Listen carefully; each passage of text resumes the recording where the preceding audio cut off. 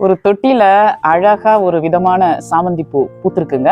சாமந்தி பூ செடிகளிலேயே விட்டோம்னு வச்சுக்கோங்களேன், ரொம்ப நாள் அப்படியே இருக்கும். அதாவது ஒரு வாரத்துக்கு இன்னைக்கு பூக்கிற பூக்கள் நாளைக்கு பூக்கிற பூக்கள்னு சேர்ந்துக்கிட்டே வந்து ஒரு கூட நிறைய நம்ம பூக்களை அறுவடை பண்ண முடியுங்க. போட்டோக்கு ஒரு பூனாலும் பாத்தீங்களா, பூக்கள் வந்து கண்ணுக்கு குளிர்ச்சியா இருக்குங்க அதோட கலர்ஸ். அதனால நீங்க மாடி தோட்டத்துல அதிகம் வளருங்க. 6 மாசம் ஆச்சு, இதுல இருந்து கட்டிங்ஸ் போட்டாச்சு, இதுல இருந்து பறிச்சாச்சு. அதனால இதோட சைஸ் வந்து சின்னதாயிடுச்சு.